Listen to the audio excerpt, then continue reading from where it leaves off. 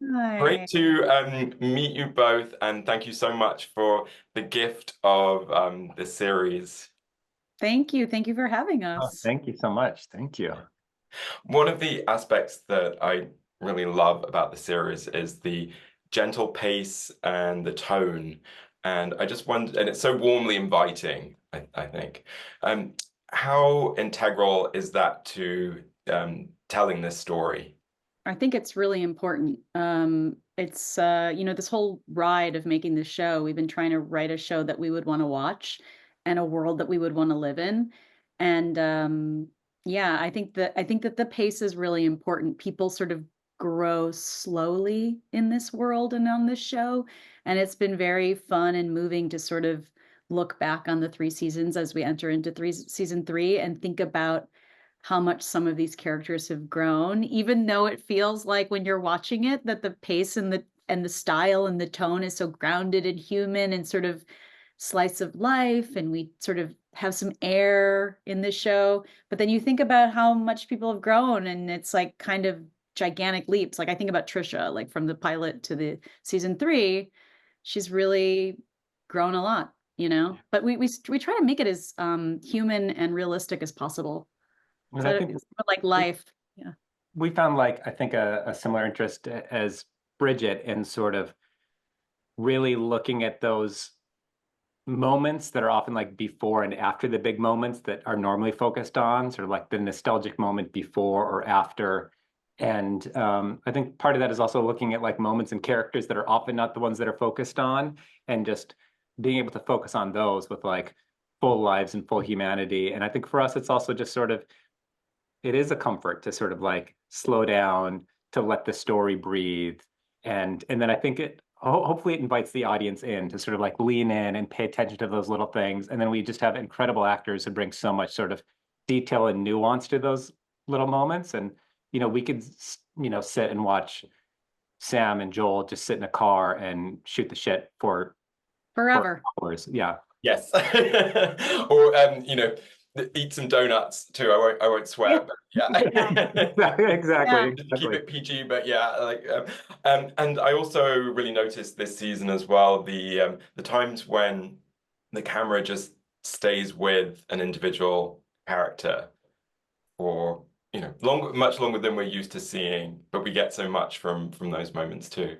Um, and I read a recent study that was about loneliness in the United States and the kind of epidemic of that. And it was saying that it's not really a result of us not having enough friends. And apparently, most of us have 4 or 5 friends, but it's as a result of us not forming deep relationships and deep connections with those friends. And I think the show really speaks to why it is important for us to do that and why it can be, and shows how it can be complicated. And I just wondered what you wanted to examine and celebrate about friendship, really, with somebody somewhere, particularly given the context of the world that we're in.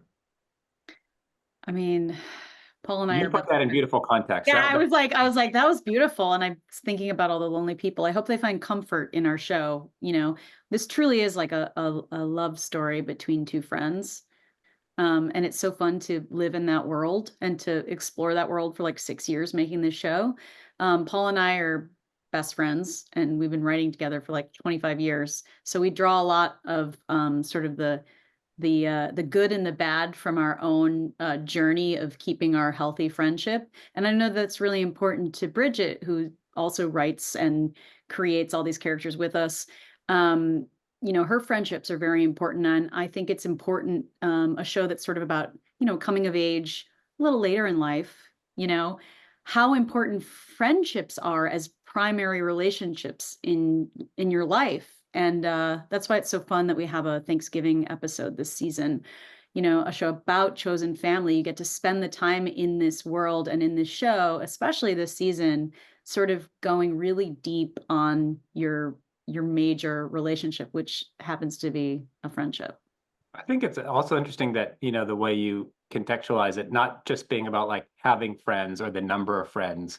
It's sort of, and I think it connects to like the growth of like the Sam and Joel relationship, that it's like letting yourself be vulnerable or showing parts of yourself that maybe you are ashamed of or don't think you are worthy of sharing, and sort of how Joel has sort of like, because he loved and admired her so much, that he sort of like lets her re-engage in life and re-engage in music in particular. And I love sort of like that arc. But I do think that there is something about that type of friendship that when you're able to sort of grow and be vulnerable, that sometimes friends can be the ones that help you engage in the world in a way that like family baggage can sometimes be a little bit more difficult, but I think there's something there about sort of that growth of friendship, and that in this season we really see sort of both of them sort of like trying to figure out how to redefine how they fit in each other's worlds,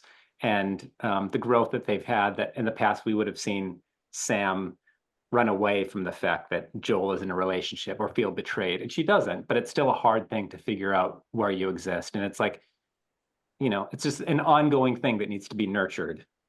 Yeah. But she's there for him when he needs her. Like this season, he's so helpful in getting her sort of out of her shell to sort of start her journey into self-love and self-worth. And I feel like this season, everyone's sort of coupled up, and she gets to sort of do what she learned from Joel a bit, and she gets to sort of help him when he's sort of struggling with getting a lot of things that he wanted on his dream board, on his vision board, but it's not working. It doesn't feel good. And she's the one who sort of gets to give him some of what he's taught her back, which I feel like it's always scary, but sometimes your friends tell you the truths you're not ready to hear. And it's so refreshing to have a gay best friend, not sidelined, not just there for, a few one-liners, but, right at the center of this story. And also, you mentioned the Thanksgiving scene. As you say, it's a beautiful illustration of the chosen family at the heart of the show, too. But one thing about these queer folks is that they're not living in a big city. They're living in a rural environment, a small town. And maybe you could just touch on what you wanted to explore about that across these 3 seasons. I think a big part of it is just sort of looking at, I grew up on a farm in rural Minnesota, and sort of, I think things like art communities, things like queer communities of faith in the Midwest, which I feel like is something that you don't see depicted, or if you do, it makes you feel a little queasy, or it's just sort of like a very surface thing, or that's the only part of somebody's identity, as opposed to like looking at everybody with full humans, and sort of like looking at sort of the fact that, as we talked to Jeff in particular about sort of Joel's spiritual journey, which I'm so proud of in this, just sort of like for him growing up, that church was a place that he felt safe. And church is also a place that's done a lot of harm for a lot of people. But I think sort of like looking at the nuance of that, looking at the stories of people who don't go off to the big city. We've seen that story so many times. And I think there's so many people, from where I grew up, from where Bridget grew up, from where Hannah grew up, that sort of have reached out to say how much they appreciate sort of that depiction, because I think it's sort of, it's weirdly something that you don't see. And I think when you are somebody who doesn't see yourself reflected, when you do, the stakes are very high. So I think for us, it's very important to sort of handle that with real care, and hopefully nuance and an open heart. Yeah. Could you talk a bit about music's place in the series? Bridget, I've been lucky enough I live near Joe's Pub in New York, so I've been lucky enough to see Bridget live quite a few times over the years. And yeah, the sort of evolution of that with Sam's character is wonderful. And we see her really giving the gift of it to Brad in a beautiful episode this season. That's one of my favorite moments of the season. It was one of my favorite moments on set, just to see the crew react to that in the moment. I mean, that's one of the secret the secret gifts of this show. I mean, in general, the show is a miracle that it's even on TV, but to be on set and get to see Sam sing, Bridget sing in real life, and feel it with the crew, who we all kind of love each other. And then to see, Tim sing this song with Bridget, and just to see, it's a small show, and as you said, it's a slower pace. It's very real, but to see her giving back to her friend's partner what she learned, You know, it just feels like when you pass the torch, or when you see someone reciprocate for someone else something you learned where you struggled through it, I feel like that's like a really great example of how some of these characters have changed over 3 seasons. That was a very moving moment for all of us. And then also just Tim's delivery of that song. It just killed us all. Like the first take, the whole crew was crying. And Bridget wrote that song and had talked to Tim, and it was private conversations. And so, but there, I think it was a really important thing for both of them, that song, and it was sort of a gift to each other. And I think that's been one of the greatest things for us working on this show, is that Bridget, just the way she talks about music and what music means to her, and for her, it's so connected to her family, and it's so connected to how she understands the world. And I think that like we really rely on her to sort of bring those moments to life. And I think it's just it's just an amazing thing to be able to make something with her that's able to sort of use that gift of hers, but also just as a way to sort of like how she connects with the world and how she's vulnerable, and that she's able to sort of be able to help this character Brad through this moment with what she's learned through music. And I just feel like that's a relationship and a scene that I've never quite seen before. And just the two of them together are just incredible. Yeah, well, I was in floods of happy tears watching that at home, so people need their tissues ready for that episode. I was thinking that we had it, the second episode of last season is where Sam and Joel are on the toilet, and that never, every edit, we'd seen that scene 60 times, and we were just in tears laughing. And it's the Different same kind of tears, though. Different kind of tears. but every time, I just, Yeah, me too. Even in the edit, we'd all just be like, well, we did it again, guys. Yeah.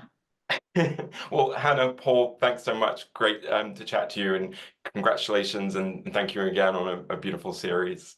Thank you so much. And thank you so much for your coverage. We loved your interviews you've done with Bridget and Jeff and Murray, and really appreciate you. So thank you so much. I know, it was great to finally meet you. Yeah, exactly. We're fans. So yeah. Thanks so much. Really appreciate it.